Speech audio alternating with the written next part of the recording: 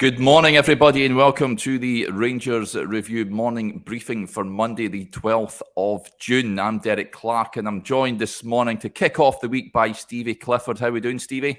Yeah, good, mate. Good. How was your weekend? Quiet, I've got to say. Watched the Champions League final on Saturday night, but apart from that, just sweltering in the ridiculous heat down here. It is a nightmare to sleep. I don't know what everyone else is like at the moment, but it is sweltering at the moment. What about you? How was your weekend? Yeah, it was good. I finally took down my happy birthday sign, Derek. So everybody was saying, so it'd been up there for so long, so I got rid of that. But I cleaned my decking in my back garden the weekend. Now, I got a lot of moss and leaves from the trees around the house land on my decking, and it basically all turned into sludge and made it slidey and stuff. So I got out there and gave that a good clean. So I was 3 hours or so doing that on Saturday. And then on Saturday night, I hosted a 5 stars event for the Glaswegian Loyal with Arthur Newman. So that was a whole lot of fun. So that's it. That's a couple of times I've done hosting gigs now. So I quite enjoy it. I am available for hire. And it's a lot of fun. So, yeah, it was good fun. And then Sunday was just a quiet day. So a lot of Rangers news over the weekend. Certainly a lot to catch up on. Yeah, there certainly was. Before we reached that, William Burns says, just because we're a bit late this morning, folks, I'd have been sacked for this timekeeping. Yeah, I've had to get a new laptop over the weekend, folks. A lot of technical issues last week. I was getting a lot of DMs and comments saying, when am I back on? But hopefully now we're plain sailing. You can let us know. But yeah, hopefully now that's it, all sorted. The technical issues are no more. We should really get our house in order, Derek. Yeah. Yeah, I've got to say, Mr. Edmondson and Jones certainly provided a bit of hilarity yesterday on social media. But yeah, let's move on from there. A quick word for our podcast sponsors, Seneca Hair Restoration, the #1 hair transplant group in Europe. If you're looking for some hair restoration, then these are the guys to go to. They are all their transplants are carried out by doctors. They're multi-award winning clinic as well. And Tim Visser, as I mentioned, the former Scottish rugby player, is one of their notable clients also. So if you're looking for a hair transplant, folks, then these are the guys to go to. That might have been the wrong advertising there, Dave. Yeah. Well, they're talking about technical difficulties. Yeah, absolutely. So, like I say, hopefully they'll be ironed out this week. Just a quick word as well. I know a lot of you have joined our new YouTube members group, which is absolutely fantastic. £2.99 a month, folks. What you'll do is, as you can see the little ticker below, you get 3 to 5 more videos per week during the week. Last week, Johnny did a great transfer review, which we'll touch on shortly with Chris Jack. Of course, news coming out at the end of last week with regards to prospective signings. You'll also get, I've done an interview with the Feyenoord podcaster that introduced us to the infamous horseshoe, Johan Brinkel, who discussed serial dessers in great detail. So I urge you to go and check it out. If you haven't already subscribed, then £2.99 a month, folks, gets you onto our members scheme on YouTube. Also means that you can watch the morning briefing. I know that a lot of you not too enamored with the amount of ads and what have you on the morning briefing, so you can watch ad-free. You also get priority comments and what have you as well. So just John gets in touch. He says the bonus videos have been quite good. Would recommend if you're thinking about joining as a member. Thank you very much for your kind comment, John. Right, Stevie, let's talk Rangers, because that's why people are tuning in.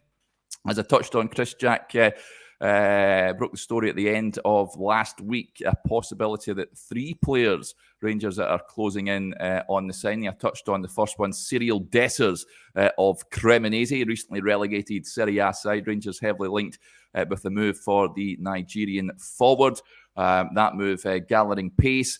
Of course, Jose Cifuentes is another one, Steve, we discussed. That might be not this week, but the week after. There's a few things to I's to dot and T's to cross with regards to that one.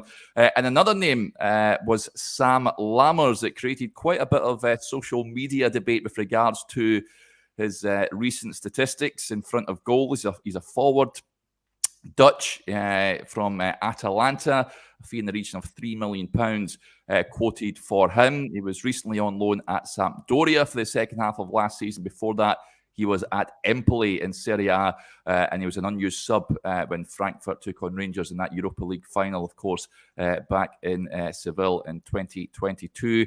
Those three signings, Stevie, I'll just get your views on all of them. Of course, Dessers and Lammers, two striking options. Cifuentes, we've discussed in great detail, is a midfielder. You'd be happy with all three of those coming in? Take your time. I listen, Derek. I don't know a lot about any of them, so I think when we say would we be happy about it, I think that's kind of, you're happy to sign any players because you want that freshness and you want that coming into your squad. But I would be lying if I didn't think that I'd looked at stats and performances around all three and been questioning it a wee bit. But this is where it falls, and we spoke a lot about Michael Beale. And when he starts spending money, he's got to get these deals right. So this is a big outlay for the three of them. You're looking at around about £8 million if it were to happen. I actually spoke to Chris Jack on Friday evening, and he seemed quite adamant that Sam Lammers was the closest of all three, and he expects maybe that one to be done this week. Is that how we're pronouncing it, Sam Lammers? I don't know, mate. Until somebody tells me otherwise, that's what I'm going with. So it was how Arthur pronounced his name on Saturday night. Interesting. Arthur's. I'm going with that. Then that word is gospel. So interesting. He said about him. He said he's a very technical player. Plays in the hole, basically behind the front man. Will link it up. So had a really good time before he moved, and it hasn't really hit the heights since. Been on loan a lot. I can't say I know a lot about him. This is where we're going to have to just trust the manager when it comes to that. Dessers is an interesting one. I'm kind of more coming round to that one than I was at the start. He seems to have 1 and 2 goal record is quite impressive throughout the season. As we talked about last week, I think he got 6 Serie A league goals, maybe another one in a cup game, so 7 overall in Italy, which isn't a bad strike rate considering the team he was playing with. He seems to be big. He's got, we read out obviously the Italian boys sort of scouting report on him last week. So he's one again. Look, £4 million. They think they've come to an agreement roundabout, or there's been a bit of a compromise from Cremonese as well that 4.2 million might be good enough. So it's a lot of money for us. That's a big signing. And then Jose Cifuentes, we've done to death on here. I like the look of him.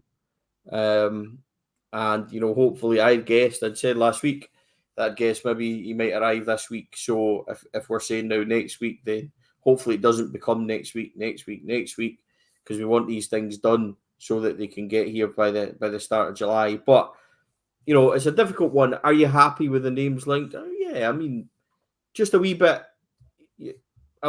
sort of on edge with it, Derek, because a lot of them, there's not many in there that are tried and tested and kind of done, as in, the finished article coming in. And we spoke about that being what Michael Beale would have to do. He'd have to buy guys that he can bring up again. So there's work to do with all three. But it is exciting times. I'm not one to, I don't worry about it overly in terms of rubbishing them or looking too much. But I think it would be naive not be on edge, but naive not to be like, right, okay, well, we can give these guys at least a fair shot and have a look into it. But it isn't overwhelming. I think that's fair. Yeah. Andy McInnes has signed up to become a member. Thank you, Andy, for your support. Greatly appreciated. Another player was just incidentally on Lammers, folks. I'll be speaking to someone from Frankfurt. Of course, he was there on loan. You'll get that in one of the videos this week, one of the bonus videos. He'll tell us all about Lammers in greater detail. I like the names though, Stevie. I mean, Lammers or Lammers and Dessers, that is nicknames as surnames pretty much, so we don't need to find out different pet names for them as such. So that's as we spoke about last week, we don't want good songs for them, because anytime there's good songs for players, So let's just, keep it boring. Only one Sam Yes. Lamar and stuff. That'll do. So Yeah. let's not get good songs for them. But I mean, I think we just need to wait and see how these ones turn out. We'll wait and see if we get any solid confirmation the next few days of what's happening behind them. Then we'll go from there. And ultimately, this is Beale's ball. He said it quite clearly from the very start. He would be in charge of transfers. He wanted to be in charge of transfers for the summer. Well, he is now. So these are his calls, and he's the one identifying and making these signings. So there's not a lot of margin for error. Yeah, Ali Quinn says, Beale knows what he's doing. Sam Lammers is a great player. Reminds me of Van Vossen, but better. Tell you what, just touching on Van Vossen, just going left field for a little minute, Stevie. He was a good player, but he just condemned by that miss at Parkhead, isn't he? The goal he scored at Rugby Park was world class. I thought he was a top player. I think I spoke to there's a couple of players I've spoken to, I've interviewed that were at Rangers at the same time. They say in training nobody could get near him. He was top class, top drawer. Of course, he went to Feyenoord after it and done really well, didn't he? Dutch international, but he'll be forever remembered for that miss, wouldn't he? Yeah, I mean, at that point, he done that miss. He was going through a really good spell. He came in a swap deal for Oleg Salenko sort of Christmas time in the middle 8 in a row season. He done okay, and then, start 9 in a row after pre-season, that he really hit the ground running. As you said, he got a couple at Dunfermline in a 5-2 win. He got a couple at Kilmarnock, I think 4-1 that day, and that one where he bent in. He had the red and white away strip on as well, which was a cracking finish. Oh, yeah. And, I mean, he was hitting the ground running. I think with that one, though, Derek, that one really set him back. Obviously, it really set him back. Van Vossen became a bit of a slogan. Yeah. In reality, we won the game. I'm not suggesting he laughs it off, but he went right into his shell with that, and they couldn't seem to coax him out of it. I would have just played through it. I think that would have been the wisest sort of attack for that moment. Players make mistakes, players miss chances, so it's one of those things. But on that night, actually, on that game, that fateful game, the misses we had were horrendous. Alberts was through twice, missed a penalty. Van Vossen missed his. Alberts was 3-on-1 at one point. I think he was squaring it to Derek McInnes and Van Vossen as well. And he ended up getting tackled by Brian O'Neill. So there's a whole lot of missed opportunities that night, not just Van Vossen. And then Gorham saves the penalty and we get out of jail. So, there was more than him guilty that night. We should have, as much as they did, were all over us. We could have taken 4 off them quite easily. So I always felt that Van Vossen got a bit of a hard time in terms of his miss, Derek. It was a shocker. Look, it's a horrendous miss. But we won the game, and I don't see why, in these day and age, you would just tell them, suck it up and get on with it. But yeah. It didn't quite go that way. We never seen him again, and then subsequently left. So, yeah, it's a shame it went that way for him. Yeah, I thought he was a good player, but he is tarnished because of that. Just on the members' names, I think I've discussed this last week. I think John C. Turner, Derek, can you get the members' names to show up in blue instead of that hideous blue-yellow hybrid, please? I think YouTube are quite adamant on their colouring for the new members, but we'll try and push them on it, John. So watch this space with regards to that. Just before we go back to the transfers, Stevie, you mentioned the strip there. That was an absolute beauty, that Adidas white and red number. And it leads us on to this comment from Peter Masterson, of course, released last week, the new Rangers jersey. He says, "Morning, boys. How are you liking the new home top?" Honest opinion, Stevie, what's your view on it? Yeah, I like it. It's blue and it has a Rangers badge, It's I said this last week, I like the simplicity of it. I like the fact that it's quite plain.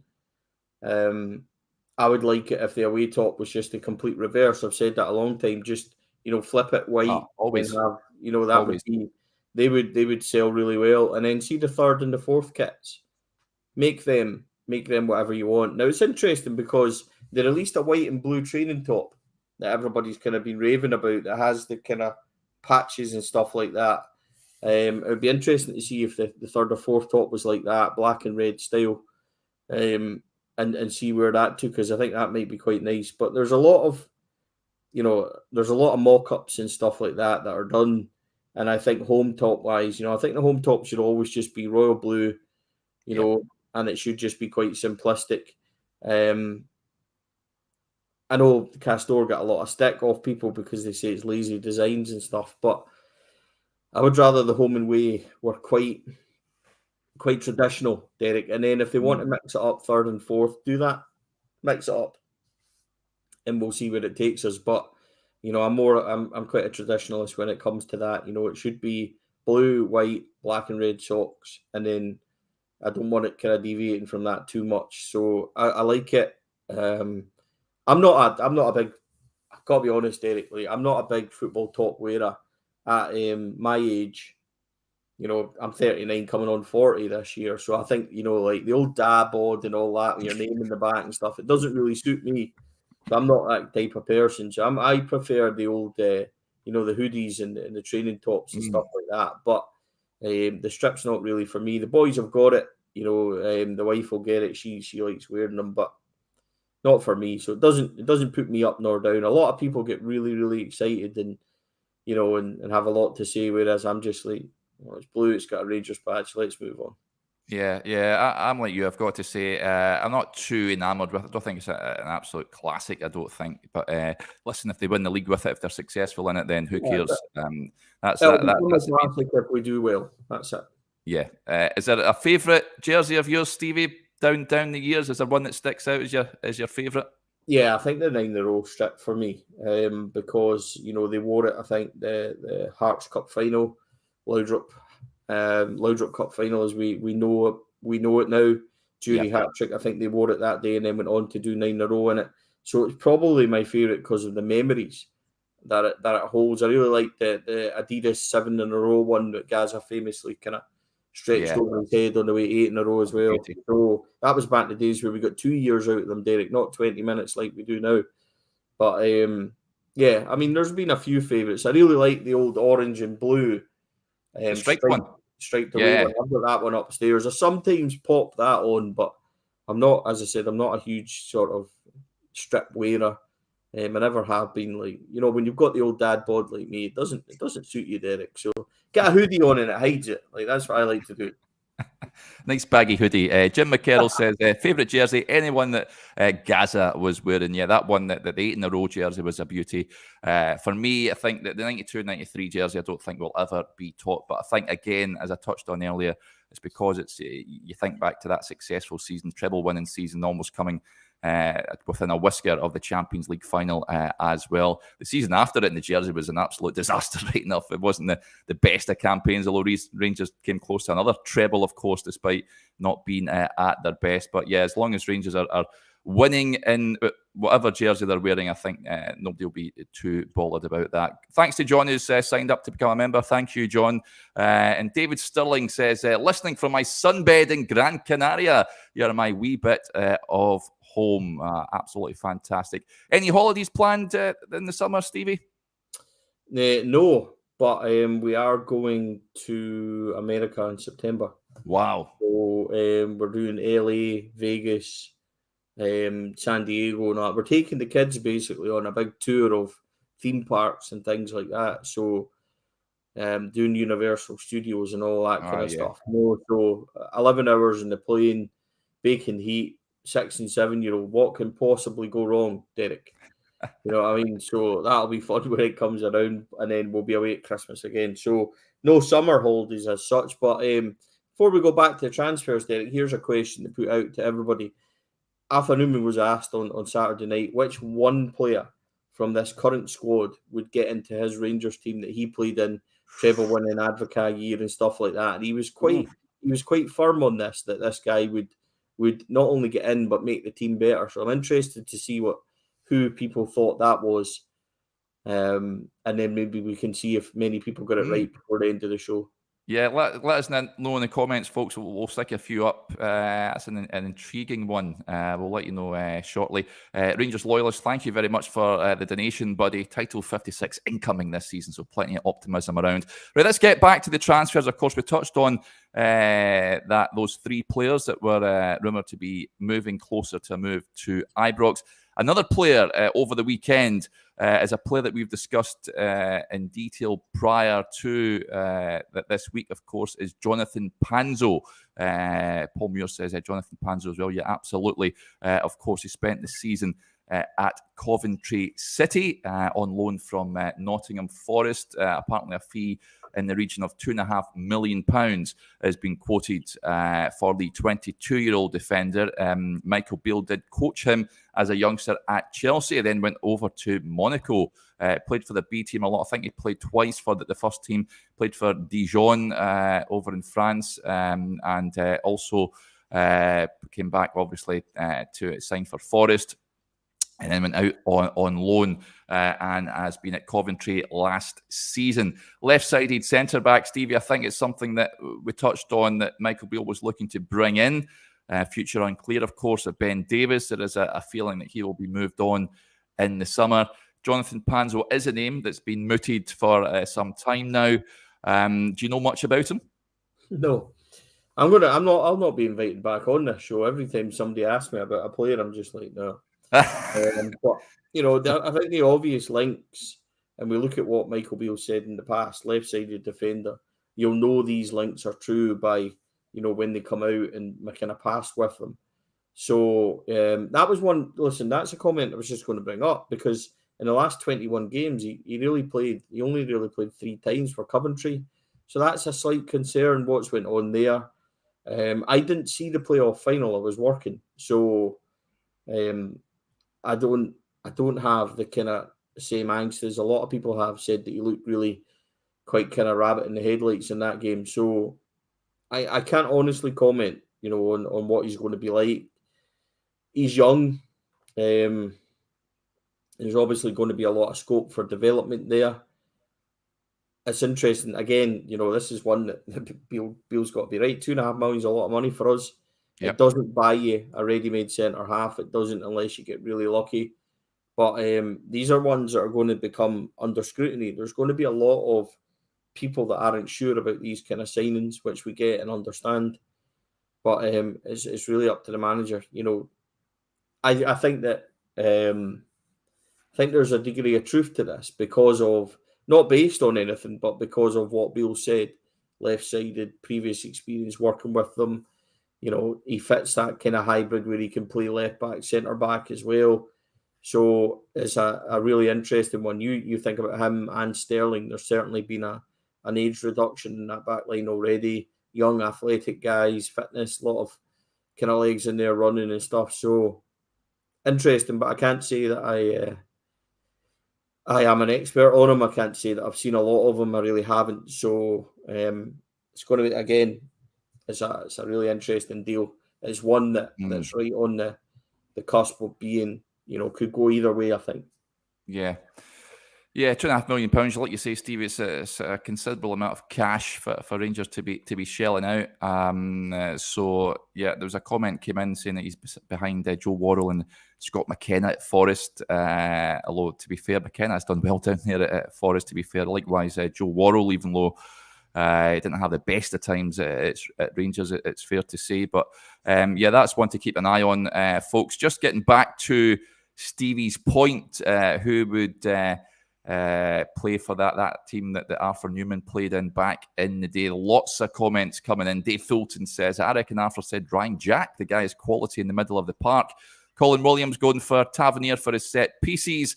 Ross with a left field comment here. Scott Wright would get into that team, no doubt about it. I'm not entirely sure that'll be the case. Andy Hogan says Raskin. A few other comments for Tavernier. Johnny says Tavernier. Katrina going for Souttar or Raskin. John Turner saying that must be Cantwell. So differing players. Robert Burns with one as well. John Souttar he's going for. Has anyone got it right there, Stevie? Yes, a couple have got it right. So Arthur's choice was, and he was unequivalent in this, he said it would be James Tavernier.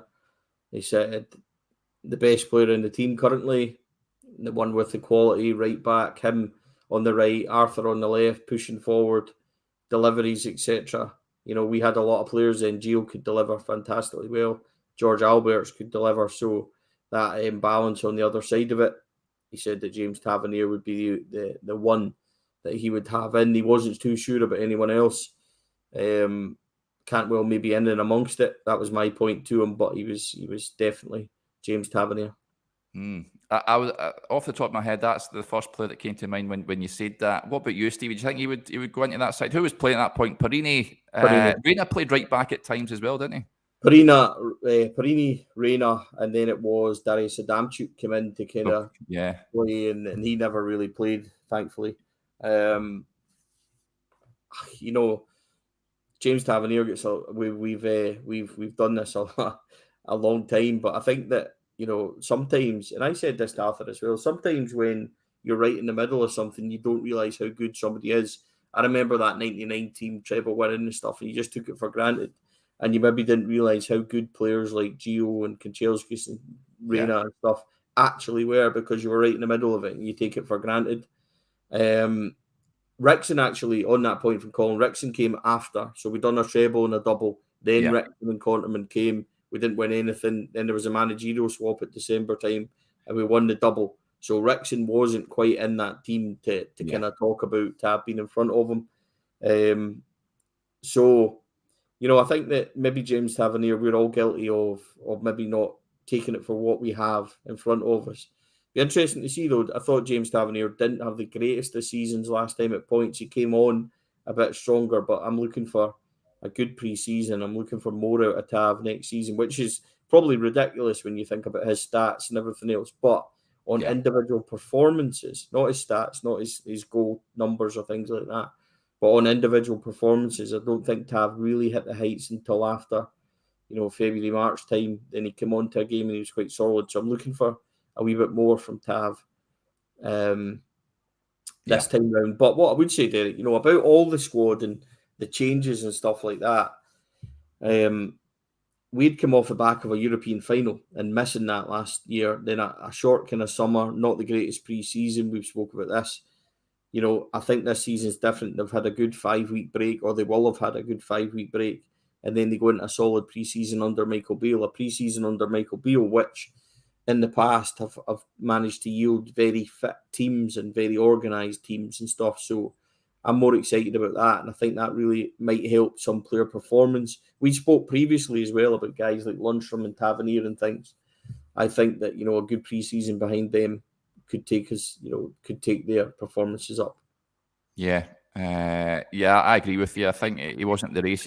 Not many players were in that first half of the season. But I think Mark Hateley was spot on when he said that we need players, strikers that are going to outperform the right back in terms of goals, and hopefully Rangers do identify goal scorers in the summer to come in and get the goals that'll hopefully. That's the thing. See if you're spending 4.2 million on Dessers, we need 25 goals.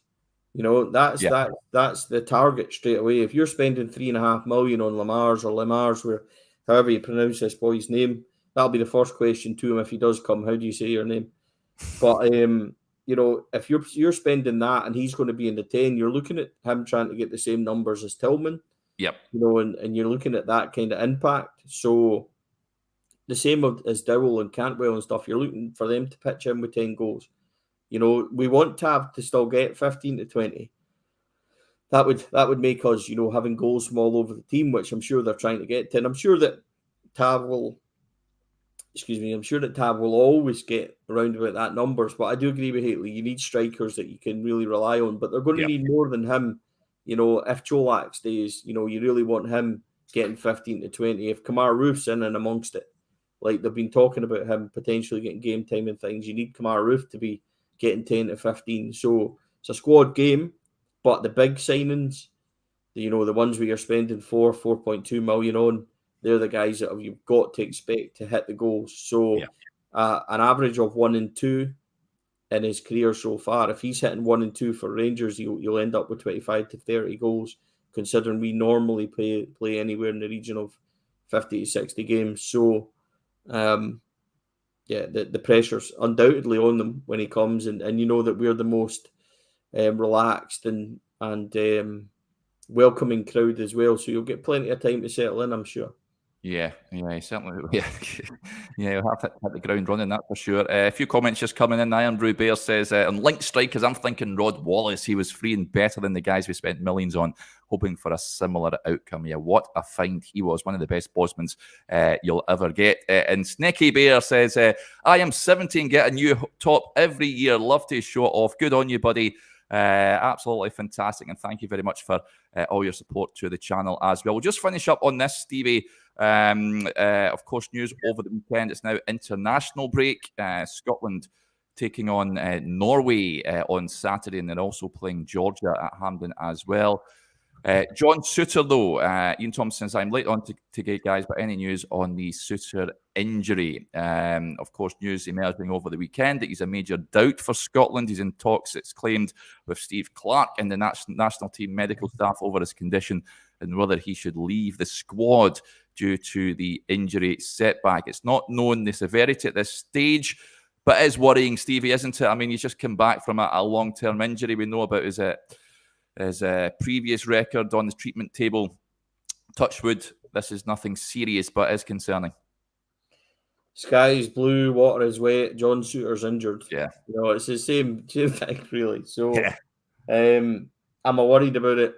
No, not really. It could be anything. It could just be a calf strain. It could be a knot. It could be anything, that's not quite as serious. I think that's the issue, Derek. Sometimes, when players get 2 weeks off, then go to internationals for 2 weeks, then get another 2 weeks off at the other side, these things can happen. So I'm not ready to jump on the worried train yet. Yeah. Ultimately, without sounding bad, I'm not really bothered if he's fit for Scotland or not. I'm bothered that he's fit and ready for the start of our season. So let's see what happens with it. Let's see, the outcome. Yeah. And we'll go from there. But I'm not going to spend a lot of time worrying about it. I'll just wait and we'll find out news. And, we'll probably not find out news, actually, until he comes back for pre-season and we'll find out where he is. But hopefully it's not too bad. Sometimes it can just be a wee pull or a wee neck or whatever. But we can't afford it to be anything, worse than that. I think if it was something really, really bad, people would know about it by now because that would have leaked. See, if it was a really bad injury and it was a really big problem, then that noise would have happened already. But if it's not, and if it's just a wee kind of concern, then I would rather he was up the road enjoying his summer and ready for us. Yeah, totally agree. Okay, folks, I think that'll do us there. Thank you to everyone for interacting with the show. As ever, it is greatly appreciated. Just a reminder, if you want to become a member of the Rangers Review YouTube channel, you can now do so, £2.99 a month. You can join up on a desktop site. I know getting a lot of comments last week saying that they couldn't find it on their iPhone or their Android or what have you. But there is a way you can get the desktop site on your phone to sign up, or if you've got a laptop or a tablet, what have you, then do it that way. So as I mentioned, you'll get more videos during the week, and you'll also get priority comments, and there'll be there's ad-free options as well in terms of the morning briefings. This show remains free though for everyone each weekday morning. So myself and Stevie and others will have a special guest actually on Wednesday that I want to keep an eye out for. So really looking forward to that. And as I mentioned, I'll be speaking to a couple of guys that know Sam Lammers and also Jonathan Panzo in detail this week. So you'll get those, if you are a member, on the YouTube channel. Right, folks, that'll do us there. Big thanks to Stevie, and we'll be back tomorrow. Enjoy the rest of your Monday. Bye.